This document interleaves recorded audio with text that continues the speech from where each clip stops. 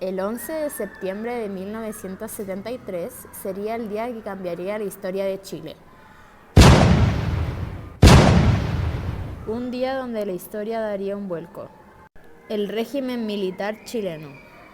El 11 de septiembre de 1973, gran parte de las Fuerzas Armadas comandadas por Augusto Pinochet Ugarte derrocaron el gobierno de Salvador Allende, acusándole de usar prácticas anticonstitucionales y con el argumento de un supuesto alzamiento armado por parte de un movimiento de izquierda revolucionario. El golpe consistió en un ataque armado a la Moneda, donde el presidente Allende decide quitarse la vida.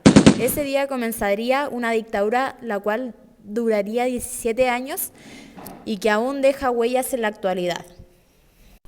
En el ámbito político, a los inicios del régimen militar, el general Lake plantea una idea de crear una nueva constitución en reemplazo a la constitución de 1925, que condujo al quiebre institucional según Lake.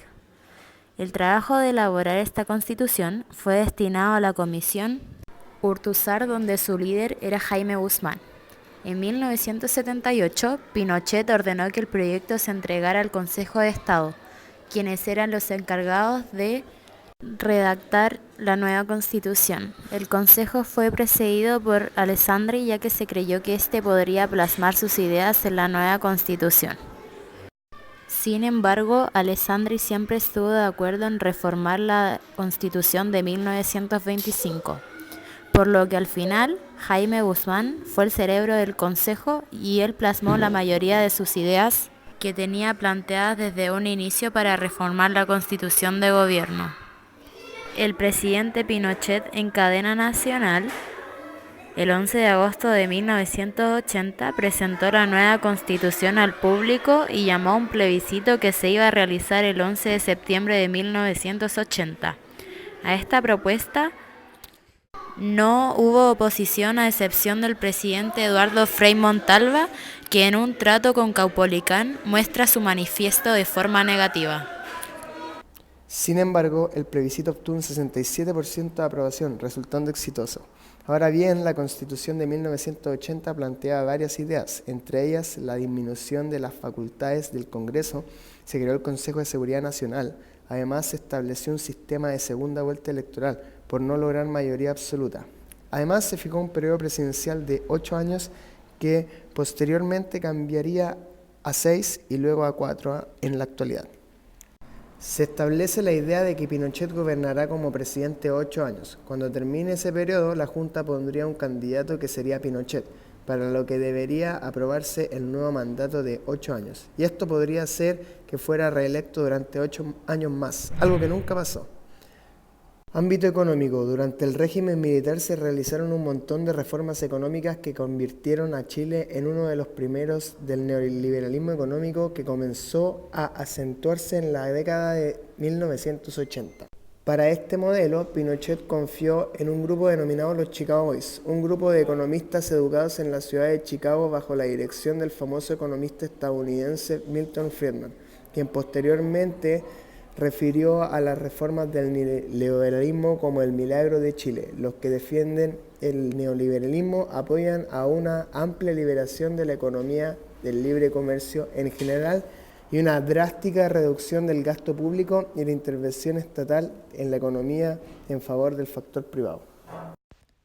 El ámbito social se va a enfocar en las persecuciones de la época de Pinochet, ya que entre la década de los 70 y los 80 existieron persecuciones en contra de los partidarios de izquierda y estas fueron dirigidas por la DINA, que era un tipo de policía militar creado por Pinochet bajo el mandato de Manuel Contreras. Las principales víctimas fueron militares del MIR y políticos de izquierda. Esto se facilitó gracias a la Operación Cóndor, que tuvo participación Chile, Argentina, Uruguay y Brasil, que tenían como objetivo acabar con actividades terroristas marxistas. Esta operación dejó aproximadamente 50.000 muertos, 30.000 desaparecidos y 400.000 presos. Uno de los atentados que destacan fue el atentado de Carlos Prats, que huyó a Argentina, lo siguieron y lo mataron. Otro fue el atentado a Bernardo Leighton y el más famoso, el atentado a Orlando Letelier, que fue asesinado en Estados Unidos con un coche bomba. Todos estos atentados fueron provocados por Michael Townley, un delegado de Pinochet. Para terminar, el plebiscito de 1998, el final del gobierno militar, en el año 1988 se realizó un plebiscito nacional, ya que el régimen buscaba seguir hasta el año 1997.